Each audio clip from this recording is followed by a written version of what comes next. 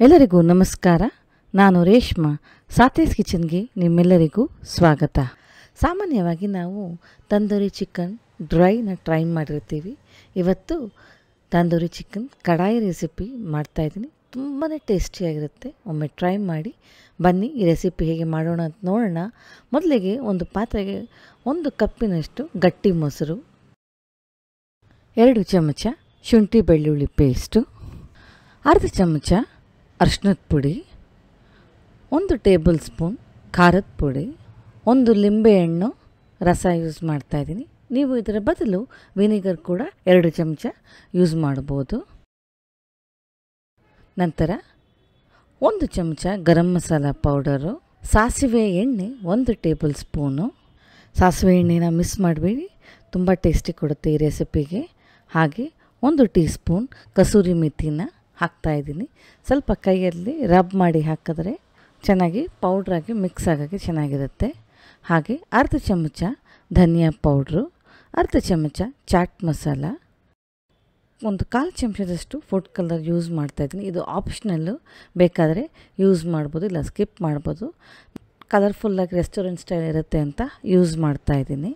ಇದನ್ನು ಚೆನ್ನಾಗಿ ಮಿಕ್ಸ್ ಮಾಡಿದ ನಂತರ ಒಂದು ಟಿಪ್ ಏನಪ್ಪ ಅಂದರೆ, ಇದರೊಳಗೆ ಕಡಲೆ ಹಿಟ್ಟು ಹಾಕಲೇಬೇಕು. 1 ಚಮಚ ಕಡಲೆ ಹಿಟ್ಟು ಹಾಕಿ ಅದನ್ನು ಲಂಪ್ಸ್ ಇಲ್ಲದ್ರೆ ಚೆನ್ನಾಗಿ ಮಿಕ್ಸ್ ಮಾಡ್ಕೊಬೇಕು. ನಂತರ ಇದಕ್ಕೆ 1 kg ಚಿಕನನ್ನು ಹಾಕ್ಕೊತಾ ಇದ್ದೀನಿ. ಇದನ್ನು ಚೆನ್ನಾಗಿ ತೊಳೆದು ಡ್ರೈ ಮಾಡ್ಕೊಂಡು ಹಾಕ್ಕೊಬೇಕು. ನೀರಿನ ಅಂಶ ಆದಷ್ಟು ಕಮ್ಮಿ ಇದ್ದರೆ ಒಳ್ಳೆಯದು. ಕಡಲೆ ಹಿಟ್ಟು ಹಾಕಿರೋದ್ರಿಂದ ಮಸಾಲೆ ಚೆನ್ನಾಗಿ ಚಿಕನ್ಗೆ ಕೋಟಾಗಿರುತ್ತೆ.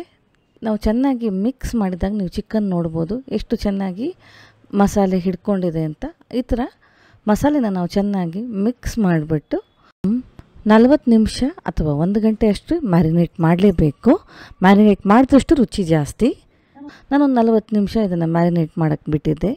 ಈಗ ಒಂದು ಗ್ರಿಲ್ ಪ್ಯಾನ್ ತೊಗೊಂಡು ಅದಕ್ಕೆ 1 ಚಮಚ ಎಣ್ಣೆನ ಒರೆಸ್ಬಿಟ್ಟು ಅದಕ್ಕೆ ಮ್ಯಾರಿನೇಟ್ ಮಾಡಿರೋಂತಹ ಚಿಕನನ್ನು ಹಾಕಿ 6ರಿಂದ 7 ನಿಮಿಷ 2 ಕಡೆನೂ ಕುಕ್ ಆಗೋವರೆಗೂ ಬೇಯಿಸ್ಕೊಬೇಕು. ಅದಕ್ಕೆ ಸ್ವಲ್ಪ ಎಣ್ಣೆ ಕೂಡ ಹಾಕಿ ನೋಡಿ, ನಾನು ಒಂದು ಕಡೆ ಬೆಂದ ನಂತರ ಮತ್ತೊಂದು ಕಡೆಯನ್ನು ಚೆನ್ನಾಗಿ ಫ್ಲಿಪ್ ಮಾಡ್ತಾಯಿದ್ದೀನಿ. ನೀವು ನೋಡ್ಬೋದು ಎಷ್ಟು ಚೆನ್ನಾಗಿ ಮಸಾಲೆ ಕೋಟ್ ಆಗಿದೆ ಅಂತ ನೀವು ನೋಡ್ಬೋದು. ಮಸಾಲೆ ನೀರು ಬಿಡ್ಕೊಂಡಿಲ್ಲ.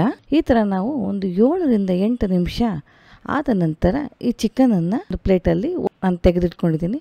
ಇದಾದ ನಂತರ ಮಿಕ್ಕಿದ ಚಿಕನ್ ಪೀಸಸನ್ನು ನಾನು ಹಾಕ್ಕೊತಾ ಇದ್ದೀನಿ. ಆ ಚಿಕನ್ ಆಗೋವರೆಗೂ ನಾವು ಇನ್ನೊಂದು ಪ್ಯಾನಲ್ಲಿ ಇದಕ್ಕೆ ಬೇಕಾಗಿರುವ ಗ್ರೇವಿನ ರೆಡಿ ಮಾಡ್ಕೊಬೋದು.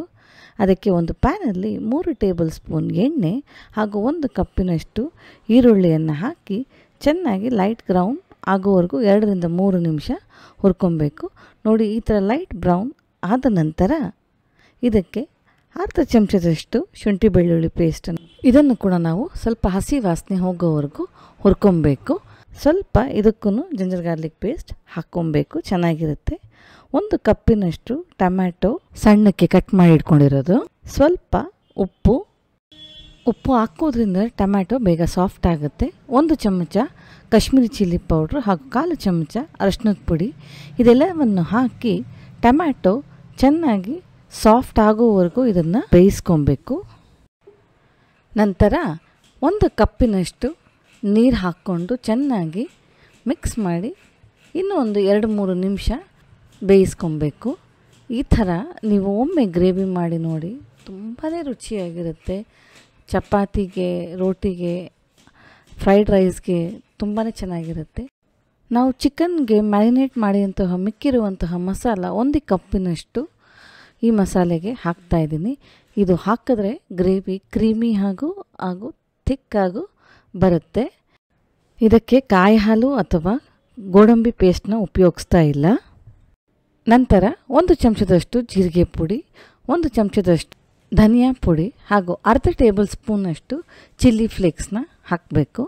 ಇದೆಲ್ಲ ಹಾಕಿ ಮತ್ತೆ ಒಂದು 2 ನಿಮಿಷ ಬೇಯಿಸ್ಕೊಬೇಕು. ಇದು ಬೆಂದ ನಂತರ ನಾವು ತಯಾರಿ ಮಾಡಿರೋಂತಹ ತಂದೂರಿ ಚಿಕನ್ ಪೀಸಸನ್ನು ಇದರೊಳಗೆ ಹಾಕ್ಕೊಬೇಕು. ನೀವು ಬೇಕಾದರೆ ಇದನ್ನು ಅರ್ಧ ಗ್ರೇವಿ ಹಾಗೂ ಅರ್ಧ ಡ್ರೈ ಹಾಗೂ 2 ರೆಸಿಪಿ ನಾವು ಮಾಡ್ಕೊಬೋದು. ಎರಡೂ ತಿನ್ನೋದಕ್ಕೆ ತುಂಬ ರುಚಿಯಾಗಿರುತ್ತೆ ಹಾಗೂ ನಿಮಗೆ 2 ಐಟಮ್ ಆದಂಗೂ ಆಗಿರುತ್ತೆ. ಈ ಥರ ನೀವು ಮಾಡಿ ಒಮ್ಮೆ ಮಿಕ್ಸ್ ಮಾಡಿ. ಇದು ಕೂಡ ನಾವು ಒಂದು 5 ನಿಮಿಷ ಬೇಯಿಸ್ಕೊಬೇಕು. ಎಣ್ಣೆ ಬಿಡೋವರೆಗೂ ಬೇಯಿಸ್ಕೊಬೇಕು ಮುಚ್ಚಳ ಮುಚ್ಚಿ. ಇವಾಗ ನೋಡ್ಬೋದು ಹೇಗೆ ಎಣ್ಣೆ ಎಲ್ಲ ಮೇಲೆ ಬಿಡ್ಕೊಂಡಿದೆ ಅಂತ, ಹಾಗೂ ಚೆನ್ನಾಗಿ ಆಗಿದೆ ಅಂತ. ಇದಕ್ಕೆ ಒಂದು ಮಧ್ಯದಲ್ಲಿ ಒಂದು ಕಪ್ಪನ್ನು ಇಟ್ಟು ಅದಕ್ಕೆ ಕಾಪರ್ ಫಾಯಿಲನ್ನು ಹಾಕಿದ್ದೀನಿ. ಅದರ ಮೇಲೆ ಬಿಸಿ ಮಾಡಿರುವಂತಹ ಚಾರ್ಕೋಲ್ ಅಥವಾ ಇಚ್ಚಲನ್ನು ಹಾಕಿ ತುಪ್ಪ ಅಥವಾ ಎಣ್ಣೆ ಹಾಕಿ ಅದನ್ನು ಮುಚ್ಚಿ 2 ನಿಮಿಷ. ಅದು 2 ನಿಮಿಷದ ನಂತರ ನಿಮಗೆ ಆ ಸ್ಮೋಕಿ ಫ್ಲೇವರು ಹಾಗೆ ಟೇಸ್ಟು ತುಂಬಾ ಚೆನ್ನಾಗಿರುತ್ತೆ. ಒಮ್ಮೆ ಈ ಥರ ನೀವು ಟ್ರೈ ಮಾಡಿ ನೋಡಿ. ಖಂಡಿತವಾಗ್ಲೂ ಎಲ್ಲರೂ ಅರೆ ವಾ ಎಷ್ಟು ಸೂಪರಾಗಿದೆ ಅಂತ ಹೇಳೋದನ್ನು ಮರೆಯೋದೇ ಇಲ್ಲ. 2 ನಿಮಿಷದ ನಂತರ ನಮ್ಮ ಚಿಕನ್ ಕಡಾಯಿ ರೆಸಿಪಿ ರೆಡಿಯಾಗಿದೆ. ರೆಸಿಪಿ ಇಷ್ಟ ಆದರೆ ಲೈಕ್, ಶೇರ್, ಸಬ್ಸ್ಕ್ರೈಬ್ ಮಾಡೋದನ್ನು ಮರಿಬೇಡಿ. ಮತ್ತೆ ಸಿಗೋಣ ಒಂದು ಹೊಸ ರೆಸಿಪಿಯೊಂದಿಗೆ. ಅಲ್ಲಿಯವರೆಗೂ ಟೇಕ್ ಕೇರ್, ಬಾಯ್.